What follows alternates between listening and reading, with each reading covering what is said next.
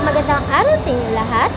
Ngayon ay ating tatalakayin ang ikalawang pananaw sa globalisasyon na nakatuon sa pagpasok ng impormasyon at kultura sa ating buhay. Sa pananaw na ito, makikita natin kung paano ang modernong teknolohiya, komunikasyon at palitan ng produkto ay nagbabago sa ating araw-araw na pamumuhay. Una, pagpasok ng impormasyon at kultura.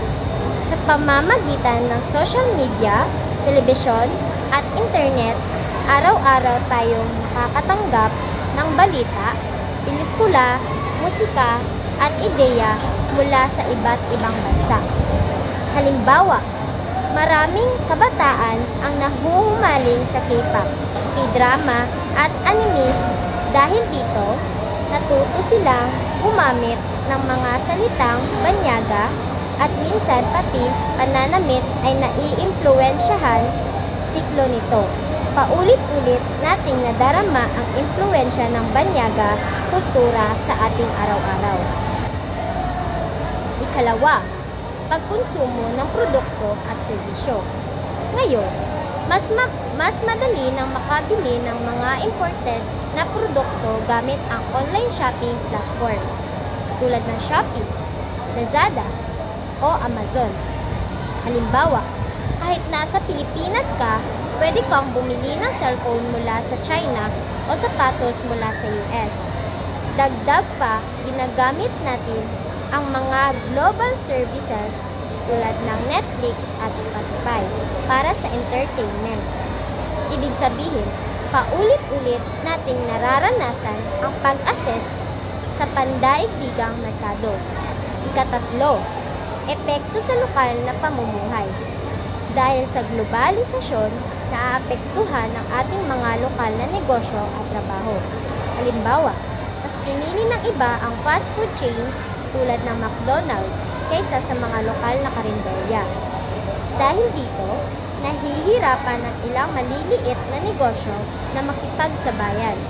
Pero, sa kabilang banda, nagbubukas din ito ng oportunidad. Halimbawa, ang mga online seller ay nakakapag-export na rin ng produkto. Kaya sa siklong ito, ramdam natin ang hamon at oportunidad ng sabay. Kaapat, pakikipag-ugnayan at komunikasyon. Ngayon, madali na tayong makipag-usap sa mga tao sa iba't ibang bansa gamit ang chat, email o video call. Halimbawa, maraming Pilipino ang nagtatrabaho abroad nakakapag-video call sa kanilang pamilya gamit ang Messenger o Zoom. Minsan, nakikipag-collaboration pa ang mga estudyante sa mga guro o kaklase mula ibang bansa gamit ang Google Meet.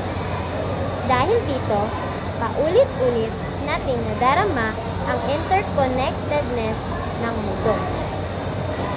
Ikalima, pagbabago at pag-adjust sa mabilis na pagbabago ng teknolohiya at kultura. Natuto tayong makikibagay. Halimbawa, noong pandemya, maraming guro at estudyante ang natutong gumamit ng online learning platforms gaya ng Google Classroom at Miss Teams. Sa umpisa, mahirap pero natuto rin tayo mag-adjust. Ito ang siklo ng globalisasyon. Lagi tayong makikibagay sa pagbabago ng mundo at sa epekto nito sa ating bansa. Ang ikalawang pananaw sa globalisasyon ay nagpapakita kung paano nagiging bahagi ng ating araw-araw ang impluwensya ng ibang bansa sa impormasyon, produkto, pamumuhay, komunikasyon at pagbabago. May dala itong mga hamon, pero may hatid din itong oportunidad na magbukas ng mas malawak na koneksyon at kabunlan. At yan po ang globalisasyon sa ikalawang pananaw. Maraming salamat po at magandang araw sa inyo.